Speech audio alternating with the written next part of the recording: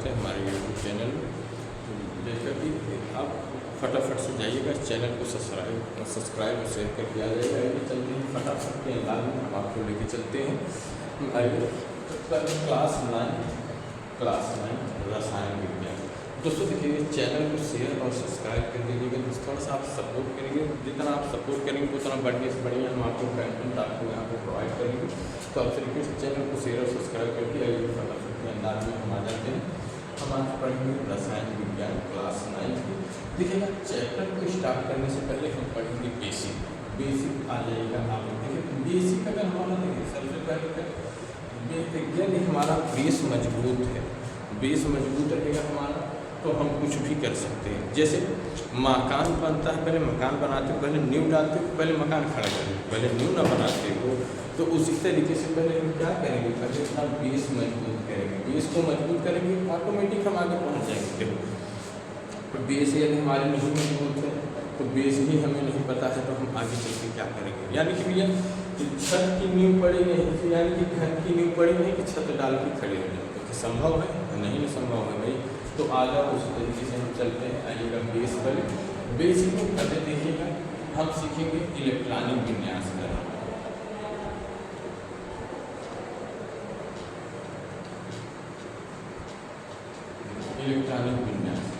Electronic विन्यास करने के लिए हमें क्या, तत्वों के नाम याद होने चाहिए।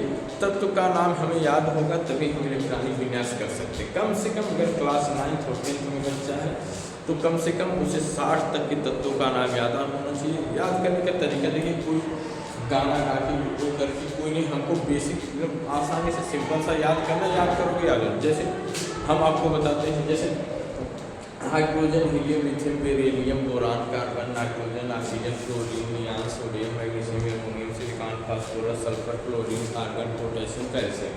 20 तक में बोल दिया। आप इसी तरीके से याद करते हुए चलेगा। देखिए, जब तक आप तत्व का नाम नहीं याद करेंगे तब तक इलेक्ट्रॉनिक विन्यास नहीं सीख पाएंगे। तो इसलिए तत्व का नाम हमको याद करना है। तो जब तत्व का नाम हम याद कर लेंगे कि तो सबसे पहले यदि हमें आप तत्व का नाम याद कर लिया, तत्व का नाम याद करिए। चलिए, हमने जैसे ले लिया ऑक्सीजन, हमने ऑक्सीजन ले लिया, कार्बन ले लिया। अब ऑक्सीजन देखिए, ऑक्सीजन का परमाणु क्रमांक जिसको कहते हैं एटॉमिक नंबर, परमाणु क्रमांक कितना होता है? ऑक्सीजन का होता है कितना है? 8। कार्बन का होता है कितना है? 6। अब देखिए परमाणु क्रमांक जो होता है तत्व के नीचे लिखा जाता है, परमाणु भार जो होता है तत्व के ऊपर लिखा जाता है। परमाणु क्रमांक जैसे हमने देखा ऑक्सीजन, ऑक्सीजन का होता है कितना? 8। परमाणु भार निकालने का देखिए, परमाणु क्रमांक तो हमें पता होता है, लेकिन हमें परमाणु भार ज्ञात करना होता है। परमाणु भार ज्ञात करने का एकदम बेहतरीन सा तरीका हम आपको बताते हैं कि किसी भी तत्व का A to Z, किसी भी तत्व का हम परमाणु भार कैसे निकालेंगे। देखो, परमाणु भार निकालने का एकदम सटीक सा तरीका पहले आप सुन लीजिएगा, लिखिएगा, बाद में पहले सुनिएगा और समझिएगा। किसी भी तत्व का परमाणु भार यानी कि एटॉमिक मास कैसे निकालेंगे, यानी कि किसी भी तत्व का A to Z, जितने भी तत्व हमारे हैं आवर्त सारणी में जितने भी तत्व हैं उनका परमाणु भार हम कैसे निकालेंगे। देखिए, परमाणु भार निकालने का किसी भी तत्व का इलेक्ट्रॉनिक विन्यास करने से पहले तत्व का परमाणु क्रमांक हमें याद होना चाहिए। तत्व का परमाणु क्रमांक यदि हमें याद है तो उसका परमाणु भार आसानी से हम निकाल सकते हैं। तत्व का परमाणु भार निकालने के लिए परमाणु क्रमांक में 2 का गुणा करते हैं। क्या? सही सुना, परमाणु क्रमांक में क्या करेंगे? 2 का गुणा करेंगे। परमाणु क्रमांक में 2 का गुणा करेंगे तो क्या जाता है उसका परमाणु भार। लेकिन दिमाग में ये बैठा लो भैया, 2 का गुणा करने के बाद जो परमाणु भार होता है वो वास्तविक परमाणु भार नहीं होता, वो क्या होता है? काल्पनिक परमाणु भार होता है। ये हमने क्या किया है? कल्पना करके लाया है। ये वास्तविक परमाणु भार नहीं होता। वास्तविक परमाणु भार क्या करेंगे? इलेक्ट्रॉनिक विन्यास करके लाया जाता है। ये क्या था? काल्पनिक परमाणु भार था, जो हमने क्या किया? कल्पना करके लाया है। अब देखिएगा, काल्पनिक परमाणु हमने क्या किया? 8 गुना 16 परमाणु भार। इलेक्ट्रॉनिक विन्यास के 2 रूल होते हैं। एक होता है KLMN, जिसे बोरबरी का नियम कहते हैं। बोरबरी का नियम ये होता है बोरबरी का नियम। और दूसरा जो आपका होता है S, P, D और F, इसको कहते हैं ऑफ बाउल का नियम। अब देखिए इलेक्ट्रॉनिक विन्यास करने का दो नियम होता है, KLMN जिसे बोरबरी का नियम कहते हैं, SPDF ऑफ-बाउ का नियम। तो चलिए सबसे पहले हम क्या पढ़ेंगे, KLMN यानी बोरबरी का नियम। चलिए बोरबरी में देखिएगा, बोरबरी के नियम में 4 कक्षाएं होती हैं, K, L, M और N। अब देखिएगा प्रत्येक कक्षा का रूल होता है, पहली कक्षा में 2 इलेक्ट्रॉन, दूसरे में 8, तीसरे में देखिए 2, 8, तीसरे में M में 2, 8, 18 और चौथी में 32। ध्यान से 2, 8, 18 और 32। पहली कक्षा में 2, दूसरे में 8, तीसरे में 18, चौथी में 32 इलेक्ट्रॉन। अब इसी के बेस पे हमको क्या करना है, किसी भी तत्व का हम क्या करेंगे, इलेक्ट्रॉनिक विन्यास करेंगे। यानी कि शर्त क्या है, पहली कक्षा में 2 इलेक्ट्रॉन, 2 से कम रख सकते हैं लेकिन 2 से अधिक नहीं, दूसरे में 8 से कम रख सकते हैं लेकिन 8 से अधिक नहीं, तीसरे में 18 से कम रख सकते हैं लेकिन 18 से अधिक नहीं, और चौथी में 32 से कम रख सकते हैं लेकिन 32 से अधिक नहीं। अब क्योंकि भैया इनका नियम है, इन्होंने कहा था पहली कक्षा में 2 इलेक्ट्रॉन 2 से कम रख सकते हो लेकिन अधिक नहीं रख सकते, तीसरी में दूसरे में 8 से रख सकते हो, 8 से कम ही रख सकते हो लेकिन 8 से अधिक नहीं, चौथी में तीसरी कक्षा में आप 18 से कम रख सकते हो, 18 में 18 से अधिक नहीं, और चौथी यह वाली कक्षा जो होती है 32 इलेक्ट्रॉन से 32 इलेक्ट्रॉन या उससे कम रख सकते हो लेकिन 32 इलेक्ट्रॉन से अधिक नहीं रख सकते। अब आइएगा देखते हैं इलेक्ट्रॉनिक विन्यास कैसे करेंगे। जैसे हमने ले लिया सोडियम Na, ठीक है, सोडियम का परमाणु क्रमांक होता कितना दिया, 11। 2 का हमने क्या कहा था, गुणा करा दीजिएगा, परमाणु बाहर निकल के चला आएगा, 11 में 2 का गुणा करा कितना आ गया, 11 गुना 22। अब जब भी इलेक्ट्रॉनिक विन्यास करेंगे तो परमाणु क्रमांक को लेके करते हैं। अब परमाणु क्रमांक सोडियम का कितना है, अरे भाई इसको देखिए, हमेशा जब भी इलेक्ट्रॉनिक विन्यास होगा किसको लेके होगा, परमाणु क्रमांक को लेके, तो परमाणु क्रमांक कितना है, 11। अब पहली कक्षा में हमको रखने कितने इलेक्ट्रॉन थे, 2 हो गया, दूसरे में 8। अच्छा अब रुक जाओ, अब ब्रेक लगा लो, देखो कुछ आएगा, 8 और कितने हो गए, 10। टोटल इलेक्ट्रॉन हमारे पास कितने हैं, 11 हुए, कितने 8 और 2 10, बच कितना रहा है, 1। तो अंतिम कक्षा में क्या रख देंगे, 1। अब हुआ क्या, 2, 8 और 1 इलेक्ट्रॉनिक विन्यास हमने क्या किया, कर दिया। अब जैसे देखिएगा दूसरा हम देख लेते हैं एल्युमिनियम Al, परमाणु क्रमांक कितना होता है, 13। 2 का गुणा करा तो 13 गुना 26। अब इसका इलेक्ट्रॉनिक विन्यास कैसे करेंगे, पहली कक्षा में 2 इलेक्ट्रॉन, दूसरी में 8, 2 10, बच कितना रहा है, 3। तो दूसरी कक्षा में तीसरी में कितने हो गए, 3। अब ध्यान से सुनो, इसी तरीके से अगला हम देख लेते हैं क्लोरीन Cl, परमाणु क्रमांक कितना होता है, 17।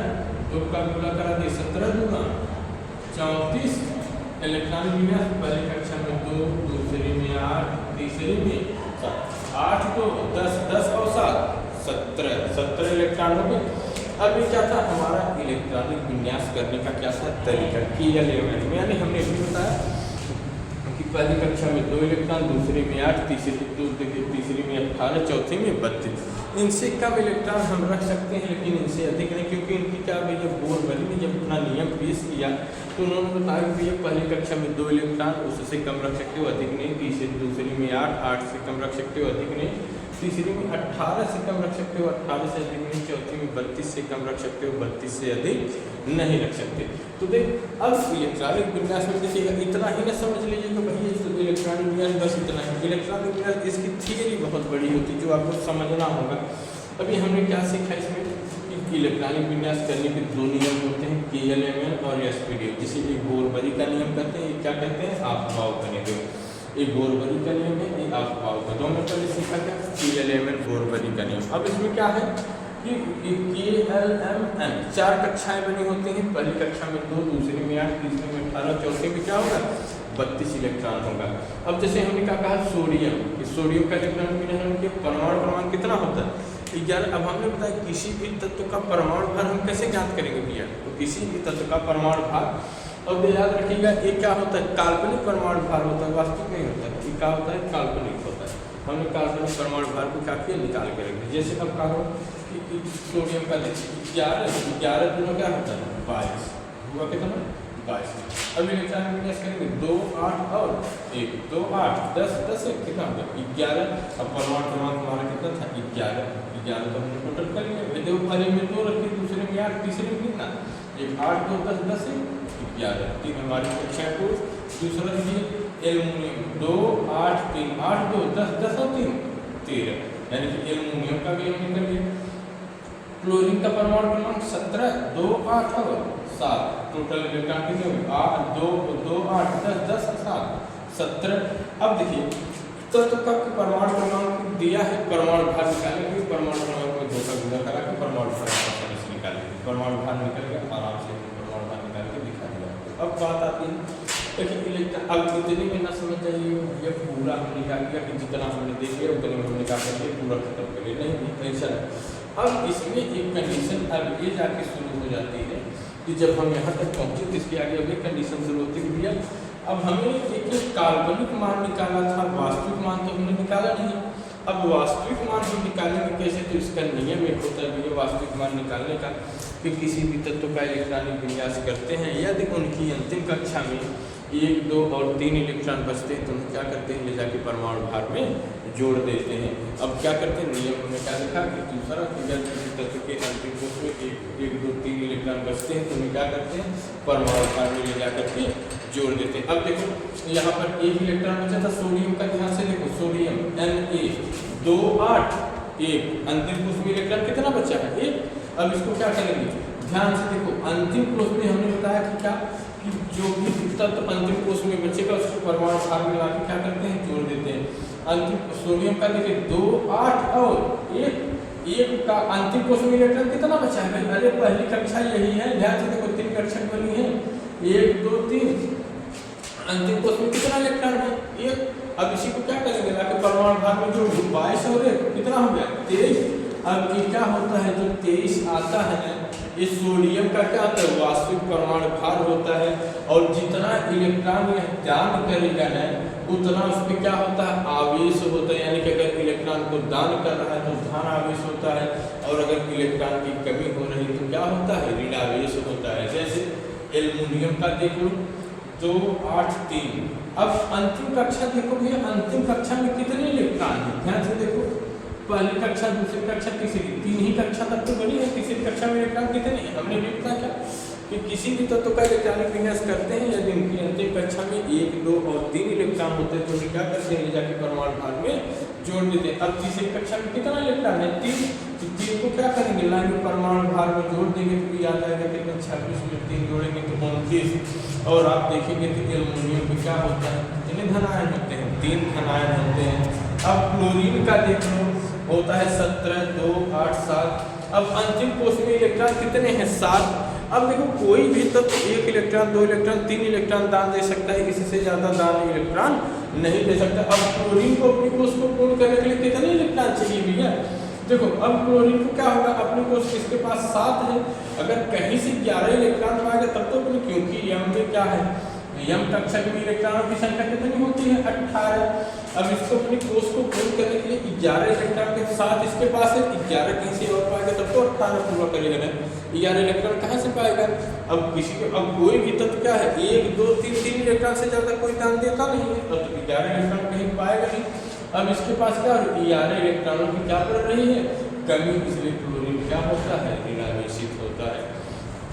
चलिएगा तो अब अगले चैप्टर में हम आपको फिर बताते हैं कि आप अभी देखिएगा इतना ही नहीं, अगले चैप्टर में हम आपको बताते हैं किस तरीके से कैसे अष्टक नियम कैसे होता है, गुण का नियम कैसे होता है, बॉन्ड पेयर लोन पेयर कैसे यानी युग्मित और अयुग्मित इलेक्ट्रॉन कैसे निकालते हैं। मिलते हैं अगले क्लास में। भाई थोड़ा सा चैनल को शेयर और सब्सक्राइब कर दीजिएगा, थोड़ा सा आप लोग सहयोग करेंगे तो हम आपको अच्छे अच्छे कंटेंट प्रोवाइड करेंगे। चलिए चलते हैं, धन्यवाद।